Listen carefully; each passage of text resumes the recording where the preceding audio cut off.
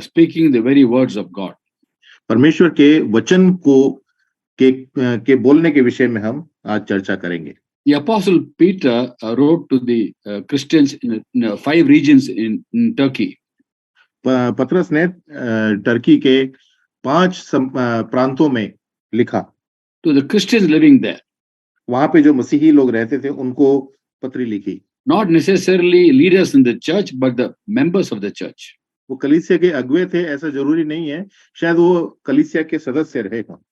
In 1 Peter 4:11 he writes, if anyone speaks, he must do the one speaking the very words of God. So पहला पतरस 4:11 के अनुसार वो कहते हैं यदि कोई बोले तो ऐसा बोले मानो परमेश्वर का वचन है. So every Christian is called to speak the very words of God. So हर एक मसीही को आह्वान है कि वो परमेश्वर के वचन को बोले. Again, in letter of Paul to the Colossians, in Colossians chapter 3 verse 17, again Paul writes similarly. और कुलुसियों के कलीसिया को जब पौलुस लिखते हैं कुलुसियों 3:17 में वो भी कुछ ऐसा ही लिखते हैं. The members of the church, वो कलीसिया के सदस्यों को ही लिखते हैं. Whatever you do in word or deed, do it in the name of the Lord Jesus Christ. जो कुछ करो सब प्रभु यीशु मसीह के नाम से करो. In word or deed, not only deeds, also in words. चाहे वचन से या काम से, न सिर्फ काम में, वचन से भी. In the name of Jesus means as he would have done, as he would have spoken. और प्रभु यीशु मसीह के नाम से कहने का अर्थ यह है मानो प्रभु यीशु मसीह ने कहा हो इन शब्दों को. It's a very high calling for every believer in Christ to speak the very words of God.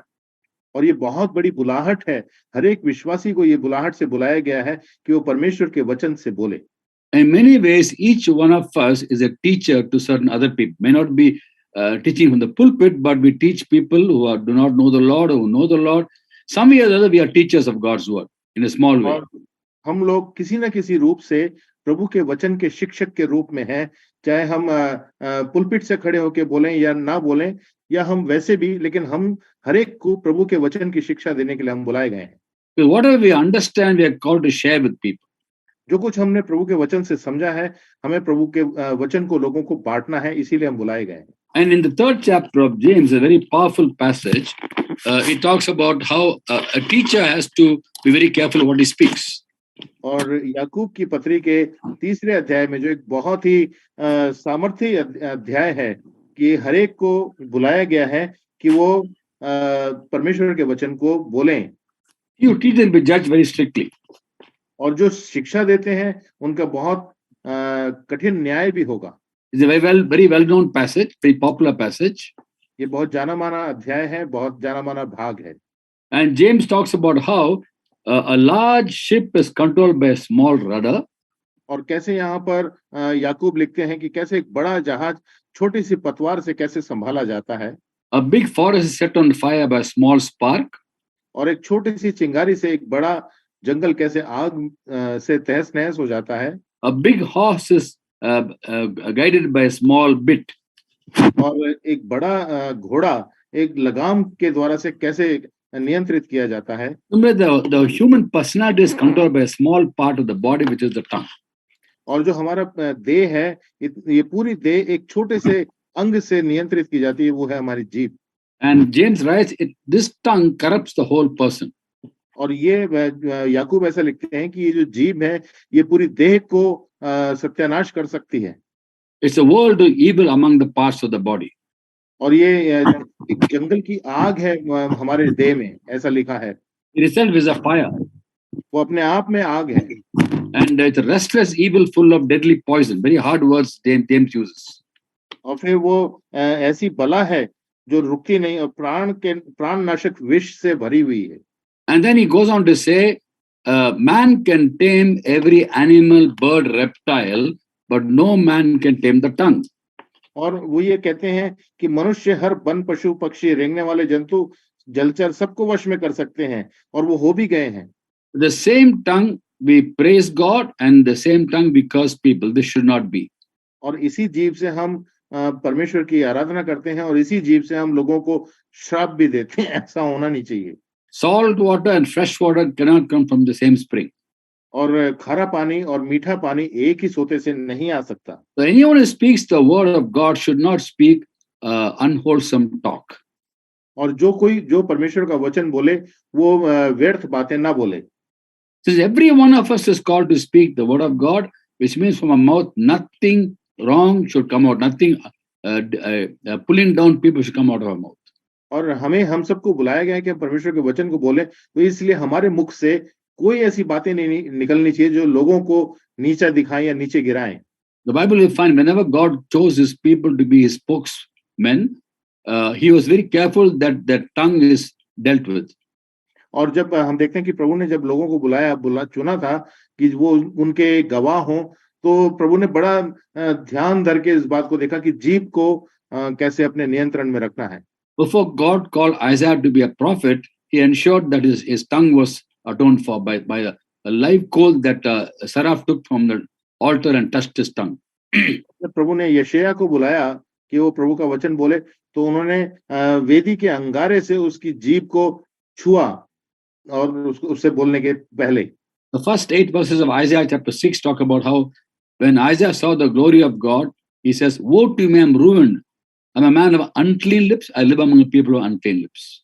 और यहाँ यशायाह की 6 अध्याय 1 से लेकर 8 के बीच में हम देखते हैं यशायाह कहता है कि हाय मुझ पर, और फिर वो कहता है शराब को मैंने देखा, और इस तरह से बहुत सारी बातें वो बोलता है।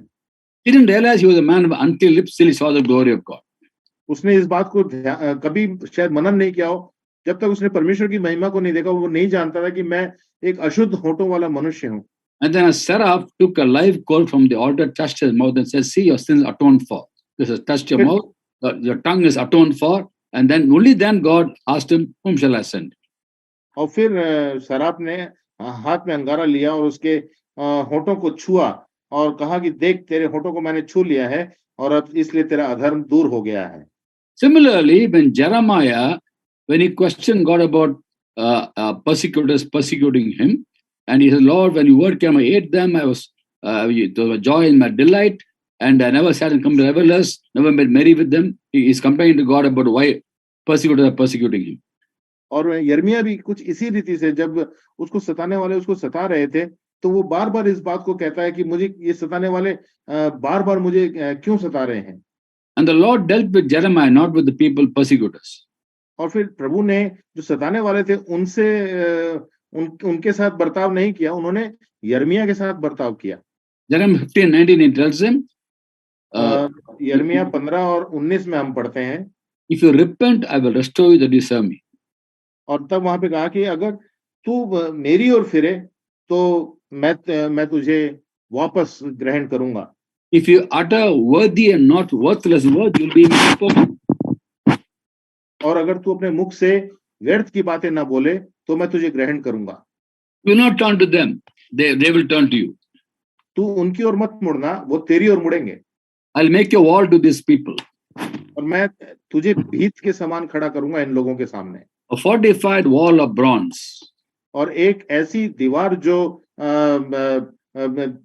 पीतल की बनी हुई हो।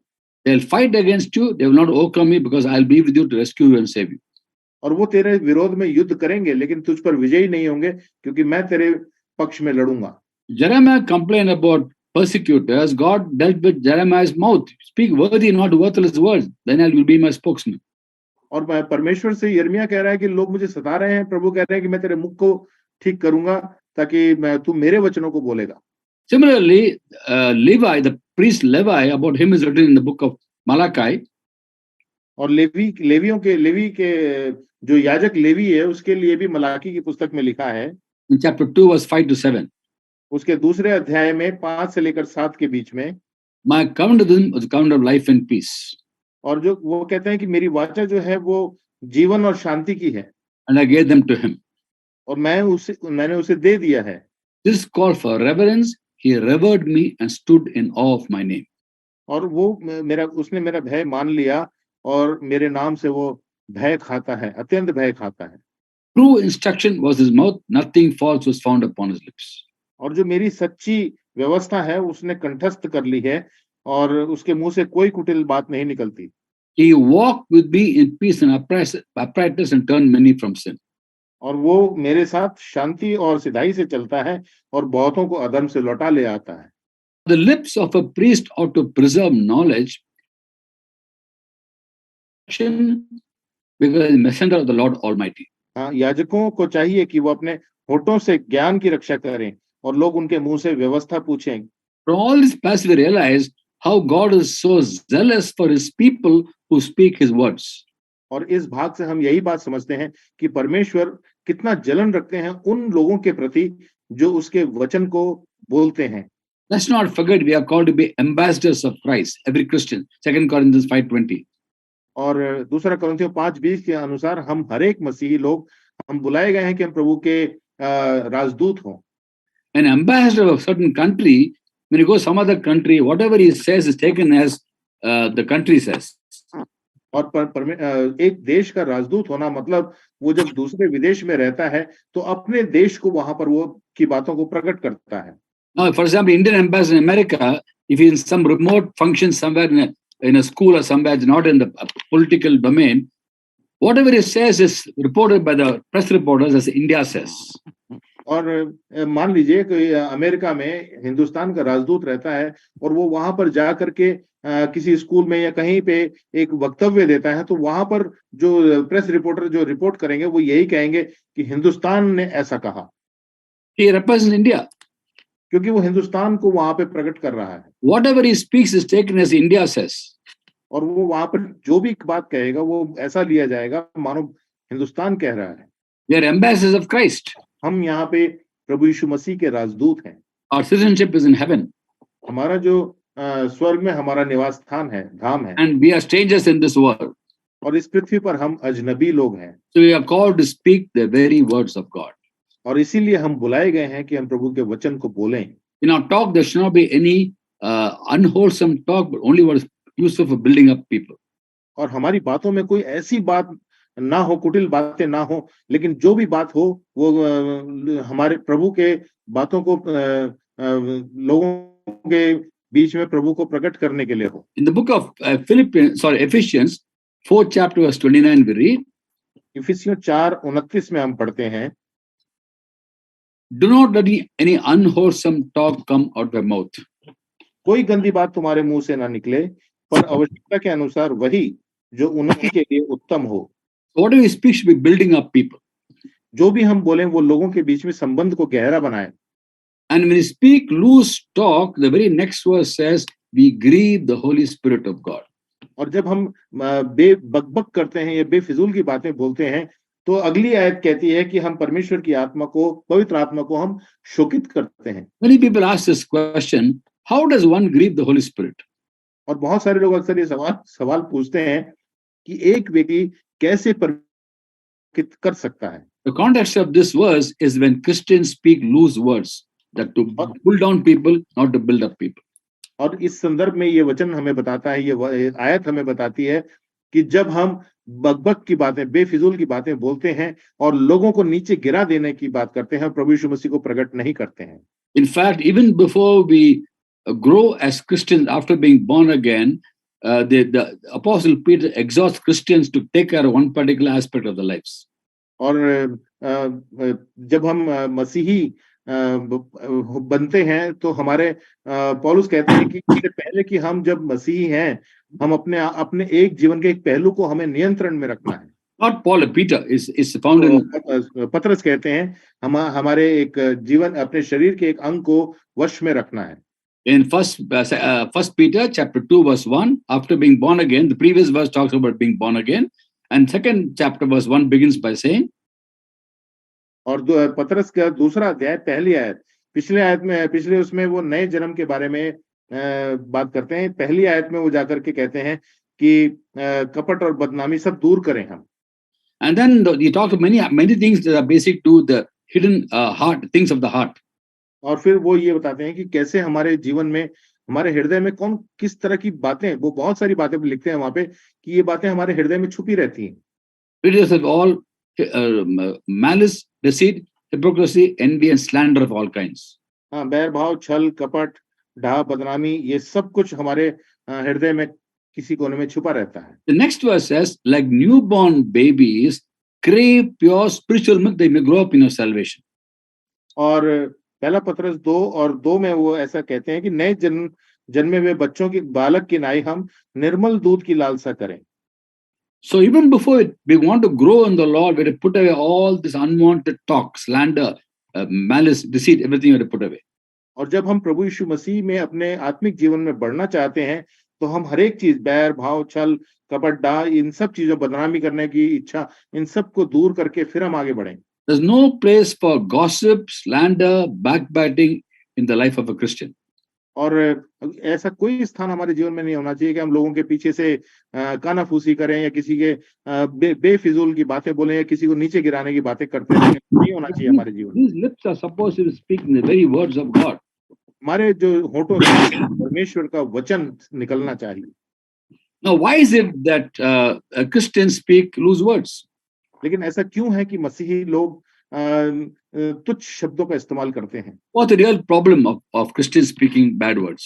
और ऐसी क्या समस्या है मसीहियों की कि वो बुरे शब्दों का इस्तेमाल करते हैं? The heart of the problem of the tongue is the problem of the heart.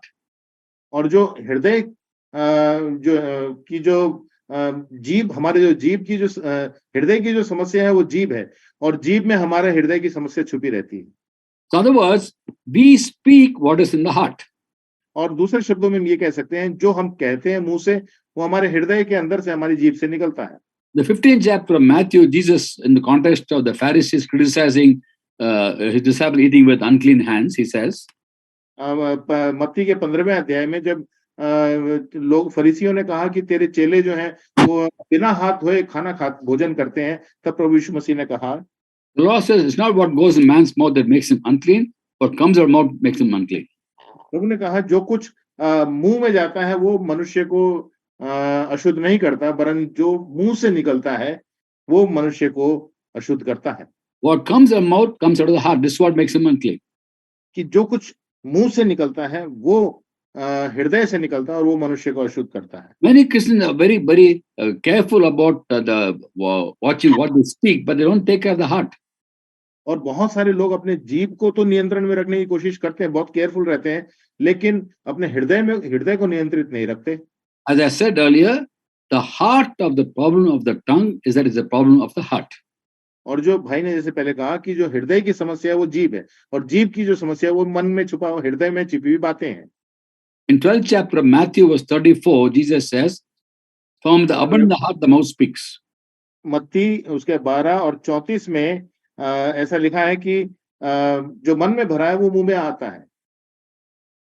A good man brings good things from good stored up in his heart.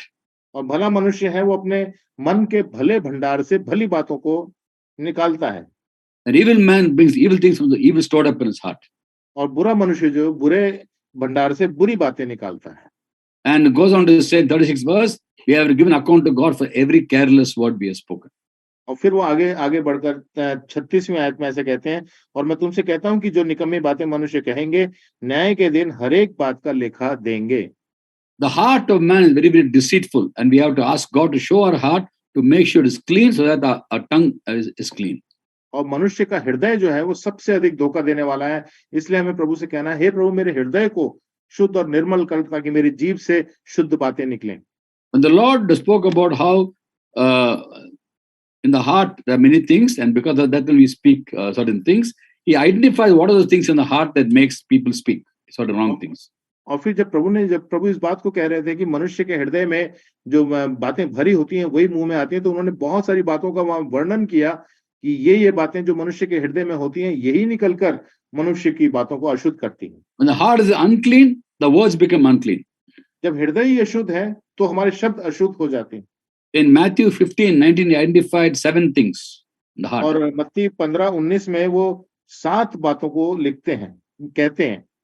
Evil thoughts, कुचिंता, murder, हत्या, adultery, परस्त्रीगमन, sexual immorality, व्यभिचार, theft, चोरी, false testimony, झूठी गवाही and slander.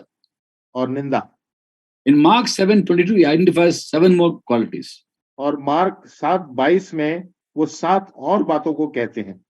Greed, लालच, malice, अ, malicious, लोभ malicious talk, लोभ और छल और लुचपन की बातें deceit, और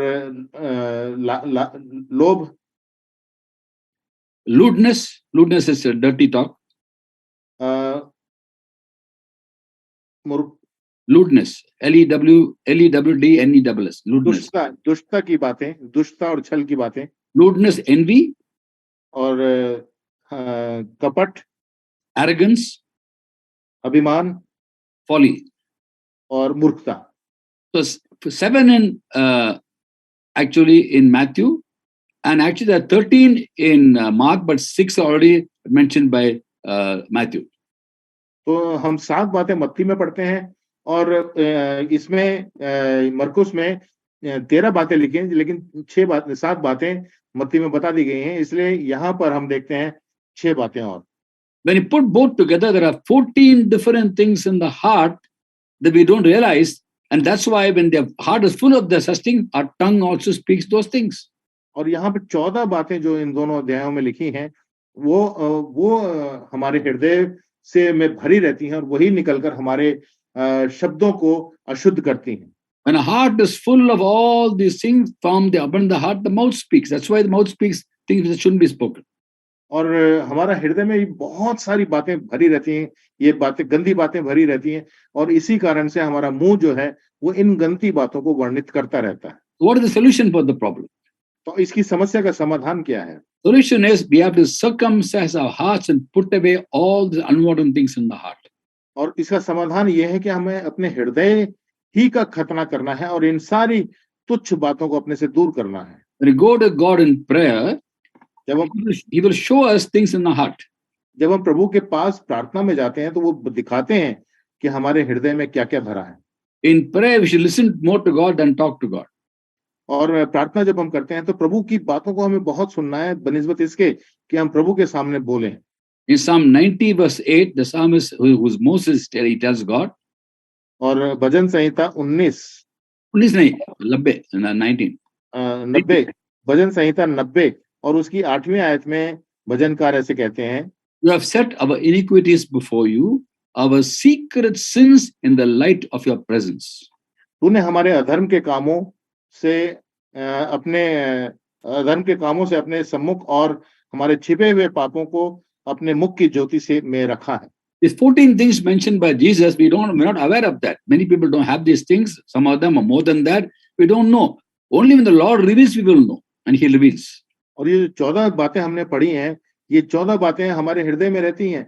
शायद किसी में कम हो या किसी में इससे ज्यादा भी हो सकती हैं, लेकिन जब प्रभु अपने प्रकाश में से ज्योति में से प्रकट करते हैं तब हमें पता लगता है कि ये बातें हमारे अंदर भरी हुई हैं. The Holy Spirit is a counselor. He's a convictor. He will reveal to us in our hearts. और पवित्र आत्मा हमें हमारा मार्गदर्शन करते हैं, वो हमें बताते हैं कि हमारी कमी क्या है, हमारे हृदय के अंदर क्या-क्या है.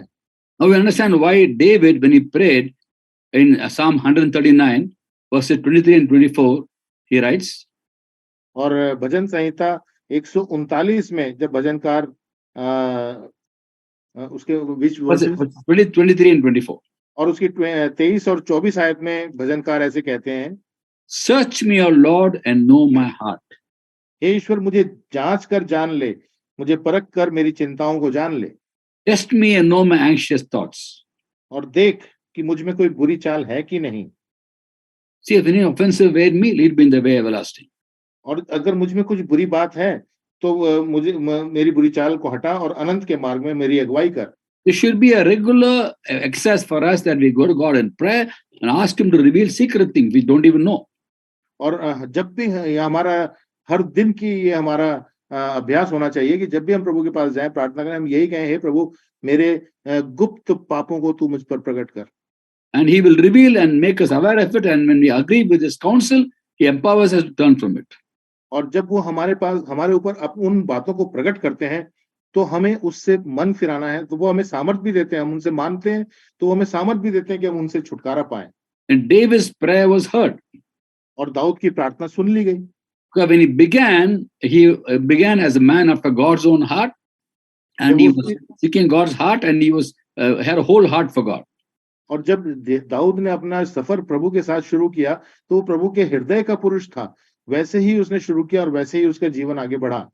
Later on, you'll find the same David in Psalm 86, verse 11. He writes, और आगे चल के भजन संहिता 86 में दाऊद लिखते हैं, "Give me, O Lord, an undivided heart." वो कहते हैं कि हे प्रभु मुझे एक ऐसा हृदय दे जो भटकता हुआ नहीं होना चाहिए। He began with a whole heart, later on became a divided heart. He says, "Lord, give me an undivided heart." और वो जब पूरे हृदय के साथ प्रभु के पीछे चलना शुरू किया, लेकिन उसका हृदय बट गया और फिर वो कहता है, हे प्रभु मुझे बटा हुआ हृदय नहीं चाहिए, मेरे को एक पूरा संपूर्ण हृदय दे तेरे पीछे चलने का। God revealed to him that his heart was now divided, not a whole heart. And then, obviously, there was a solution. When God speaks, He always does to build us up, to constructively build us up. और प्रभु ने उस बात को उसके प्रकट किया कि तेरा हृदय पूरी रीति से मेरे पीछे नहीं है, तेरा हृदय बट गया है, लेकिन उसका समाधान भी था और प्रभु ने उसको समाधान भी प्रकट किया और उसने माना। So, as He put away all the unwanted things in the heart, thereafter we are called to fill the hearts and minds with the Word of God. और जब हमने अपने हृदय में से हर एक बुरी बातों को हम निकाल दिया है, तब हम प्रभु हमसे आह्वान करते हैं कि अपने खाली हृदय को हम परमेश्वर के वचन की बातों से भर डालें। Today we have the amazing privilege of God Himself writing the scriptures in our hearts and minds. और आज हमारे पास ये बहुत बड़ा सौभाग्य है कि हमारे हृदयों में प्रभु अपने वचन को लिख देते हैं। In Jeremiah 31:33, the Lord said, "I will put my law in their minds and write it in their hearts."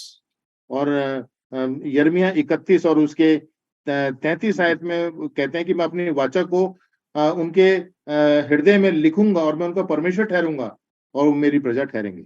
And that promise has been fulfilled in the New Testament. So much so the writer of the book of Hebrews, chapter 8, verse 10, he talks about how that prophecy is fulfilled today. और फिर जब हम इस बात को उस वचन को हम यहाँ पे इब्रानियों की पत्री उसके 8वें अध्याय में जब लेखक लिख रहा है, तो फिर वो वहां पर कहता है कि वो कैसे जो उस वाचा हमारे बाप दादों से बांधी थी वो हमारे जीवन में पूरी हुई। That's why the Apostle Paul is exhorting the church in Colossae, in Colossians 3:16, let the word of Christ dwell in you richly. और इसीलिए जब कुलुस्सियों को पौलुस लिख रहे हैं तो वो कहते हैं कि परमेश्वर का वचन तुम्हारे हृदय में अधिकाई से बसे। So today we are called to let God write the scriptures in our hearts and minds. तो आज हमें परमेश्वर को अपने वचन को हमारे हृदय में, हमारे मनों में लिख देने के लिए हम प्रभु के हाथ में अपने आप को सौंपें, समर्पित करें। Scriptures cleanse. और जो वचन है यह हमें शुद्ध करता है। It's a sanctifying entity, the word of God. और ये हमें हमारे जीवन को पवित्रता की ओर ले चलता है, पवित्रीकरण की ओर ले चलता है। In John 17:17, the Lord told the Father in heaven, when He prayed for the disciples, sanctify them by the truth, your word is truth. और हम देखते हैं यूहन्ना 17:17 में प्रभु यीशु मसीह ने कहा, सत्य के द्वारा इन्हें पवित्र कर, तेरा वचन सत्य है। He told the disciples in John 15:3. और यूहन्ना 15:3 में प्रभु ने अपने चेलों से कहा, You are already clean because the word I have spoken to you. उन्होंने कहा कि तुम तो उस वचन के कारण जो मैंने तुमसे कहा है शुद्ध हो। So while you put away all the unwanted things in the heart, also we have to fill our hearts with a corresponding antidote, which is the word of God.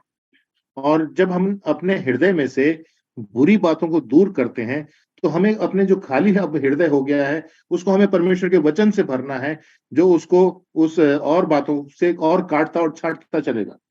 When a heart is full of the word of God, from the abundance of the heart, the mouth will speak the very words of God. और जब हमारा हृदय परमेश्वर के वचन से भरा हुआ होगा तो वचन की अधिकाई के कारण से हमारे मुख से, होठों से परमेश्वर के वचन की बातें निकलेंगी। That's why we have to constantly read and hear the word and obey the word of God. इसलिए हमें लगातार परमेश्वर के वचन को पढ़ना है और आज्ञाकारिता में मानना है। As God's word goes deep into our hearts and minds, all the other garbage will automatically go away. और जब परमेश्वर का वचन हमारे हृदय में गहराइयों में उतरने लगता है तो जो उसके अंदर कूड़ा करकट है वो अपने आप दूर हो जाता है। And all of us have been listening to God's word for a long period of time. Every other, during the COVID period, all of us have been listening. You know fully well how your vocabulary has changed. और जब हम देखते हैं कि Covid के समय में हमने परमेश्वर के वचन को कितना सुना है, आपने देखा होगा हमारे बोलचाल की बातों में कितना परिवर्तन हुआ है। Without our knowledge, God's work goes deep into our hearts, and the time when you face a crisis, automatically you'll know what solution for a problem is.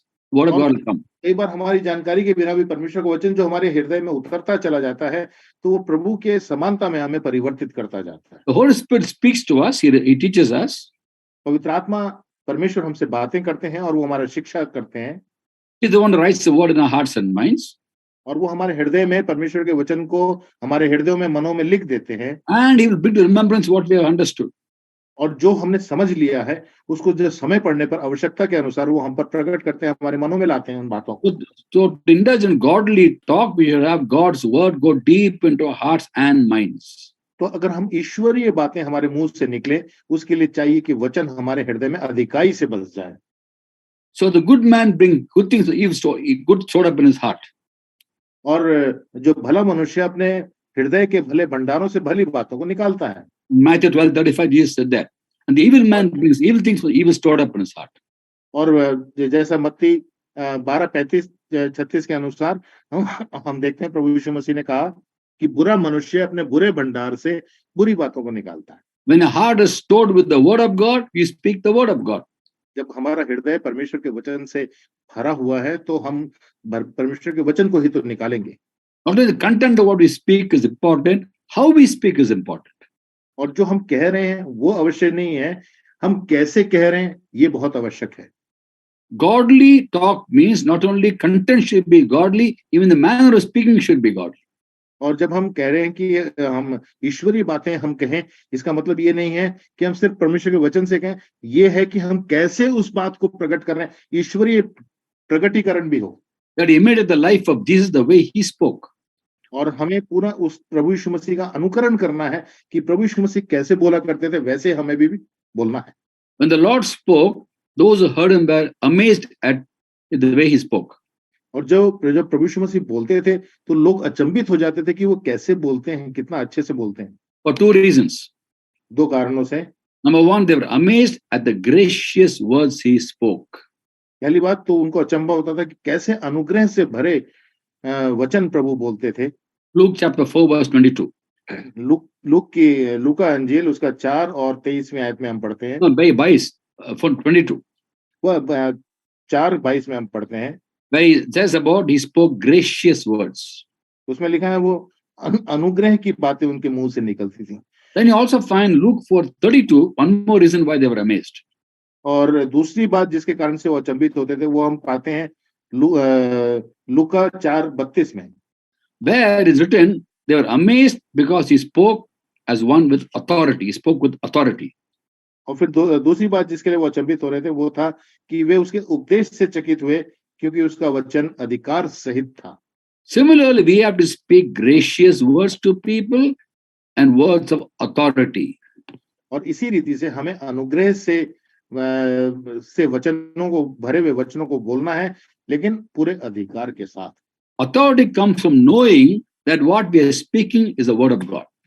और ये अधिकार हमें कहाँ से मिलता है? इस बात के ज्ञान से, जानने के द्वारा से कि मैं परमेश्वर के वचन से को जानता हूँ, ये मेरे हृदय में भरा हुआ है। For example, when you say to people who do not know Jesus, in John 14:6, he says, I am the way, the truth, and the life. No one comes to the Father except through me. We speak with authority because that's the word of God, the words of Jesus, not our words. और यूहन्ना उसके 14 अध्याय उसकी 6 आयत में जैसा प्रभु यीशु मसीह ने कहा कि मार्ग, जीवन और सत्य मैं ही हूं और मेरे द्वारा कोई पिता के पास, मेरे बिना कोई पिता के पास नहीं पहुंच सकता। Our authority in speaking that particular statement is that these are the words of Jesus, not our words. और जब हम अधिकार से बोलते हैं तो ये बात हम कहते हैं कि ये प्रभु यीशु मसीह के वचन हैं, यही अधिकार है। Our authority is knowing that what we are speaking is the very words of God. So we're just quoting the Lord, quoting scriptures, and therefore we speak with authority. और हम अगर हम अधिकार से कोई बात कर रहे हैं तो वो यही है कि हम प्रभु यीशु मसीह को जानते हैं और हम प्रभु यीशु मसीह के वचनों को ही हम बोल रहे हैं और इसके बाहर हम कुछ नहीं बोल रहे हैं। And to be able to speak these words, the Holy Spirit helps us. He's a helper. और जब हम प्रभु के वचनों को बोल रहे होते हैं तो पवित्र आत्मा परमेश्वर हमारी सहायता करते हैं क्योंकि वो हमारे सहायक परमेश्वर हैं। Without the Holy Spirit's help, we can't be effective in our ministry. और जब हम पवित्र आत्मा परमेश्वर हमारी सहायता करते हैं तो फिर हमारी सेवकाई व्यर्थ नहीं होगी। He teaches us God's word. He reminds us of God's word. और वो हमें परमेश्वर के वचनों को जो हमारे हृदय में भर दिया है उसको बार बार स्मरण में लाते रहेंगे हमारे। He'll also give us the very words we have to speak, how to speak what we have to speak. और जो शब्द हमें उपयोग करना है वो भी हमें बताते रहेंगे, आपको ये शब्द इस्तेमाल कीजिए, ये कीजिए। 1 Corinthians 2:13 Paul writes. पहला कुरिन्थियों 2:14 में 13 verse.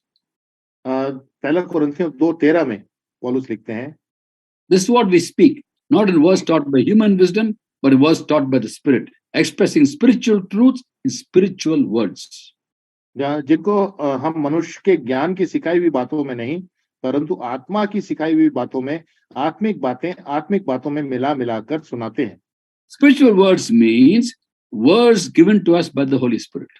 आत्मिक बातों का मतलब है कि पवित्र आत्मा के द्वारा से हमें जो वचन दिया गया वो वचन हम कहते हैं। So very simple for a Christian to learn to speak godly talk in a godly way, gracious, authoritative, and the content should be godly when we let God's word go deep into our hearts and minds. और एक मसीही के लिए ये बहुत आसान है और संभव है कि वो परमेश्वर की बातों को कहे, अनुग्रह के साथ कहे, अधिकार के साथ कहे। कैसे? जब तक ये वचन हमारे हृदय में भर जाएंगे तभी हम इन बातों को कह पाएंगे। The church in Colossae, Paul writes in Colossians 4:6. और कुलुस्सियों 4:6 में कुलुस्सियों की कलीसिया को पौलुस लिखते हैं, Let your conversation be always full of grace, seasoned with salt. वो कहते हैं कि तुम्हारा वचन सदा अनुग्रह सहित और सलोना हो और तुम्हें हर मनुष्य को उचित उत्तर देना आना चाहिए। In the world, people indulge a lot of gossip and slander and ungodly talk and loose talk they indulge in. और संसार में तो लोग व्यर्थ की बातें बकते हैं और कानाफूसी करते हैं, चुगलखोरी करते हैं, वो करते रहते हैं। Sometimes even in churches they speak slander and gossip and malicious talk. और कई बार ये बातें कलीसिया के भीतर भी होती हैं कि लोग कानाफूसी और बेफिजूल की बकबक करते रहते हैं। But a godly person who speaks godly talk is like salt to the dish. It adds flavor. So our conversation must be adding flavor to other conversations. लेकिन एक मसीही व्यक्ति के जो शब्द हैं वो ऐसे सुहाने होने चाहिए जैसे नमकीन का स्वाद होता है, ऐसा स्वाद होना चाहिए ताकि लोगों को सुनने में बहुत अच्छा लगे। We're going to read in Hindi, the Hindi verse, Colossians 4:6. I want to see what it says about this. कुलुस्सियों 4:6 ऐसा लिखता है, तुम्हारा वचन सदा अनुग्रह सहित और सलोना हो कि कोई तुम्हें हर मनुष्य को उचित रीति से उत्तर देना आ जाए। Praise God. So we must be adding flavor to the conversation. तो हमारा जो हम वार्तालाप करें किसी के साथ, उसमें हम उसको हम मिठास से भर दें, नमकीन कर दें। And what we speak is very, very important for God. और जो हम बोलते हैं ये परमेश्वर के लिए बहुत महत्वपूर्ण है। Let's ask God to change our heart first of all. When the heart is changed, the words will change. और पहले हम परमेश्वर से यही प्रार्थना करें, हे प्रभु मेरे हृदय को परिवर्तित कर, और जब हृदय परिवर्तित होता है तो हमारे वचन परिवर्तित हो जाते हैं। And what the heart is full of depends on what we see and what we hear. और हृदय उन्हीं चीजों से भरा होता है जिसको हम देखते हैं और जिसको हम पढ़ते हैं या ग्रहण करते हैं। Well, read and hear, we process in the mind, from the mind it goes into the heart. और अगर हम किसी चीज को देखते हैं, पढ़ते हैं और फिर वो हमारे मन से मस्तिष्क से हमारे हृदय में उतरता है और वो चीज हमारे हृदय में बैठ जाती है। Read the word of God, hear the word of God, your heart is full of God's word. With the help of the Holy Spirit, bring it out and you speak words of grace and authority to bless people, not to pull them down. So जब हम अपने परमेश्वर के वचन को पढ़ेंगे, परमेश्वर के वचन को देखेंगे, सुनेंगे, वो हमारे हृदय में गहराई तक बस जाएगा। तब हमारा वचन जो है वो अधिकार के साथ, अनुग्रह के साथ, अधिकार सहित हमारे हृदय से पवित्र आत्मा परमेश्वर प्रकट करते चलेंगे। May God bless us as we ask Him to change our minds, our eyes, our hearts, and naturally the way we speak to.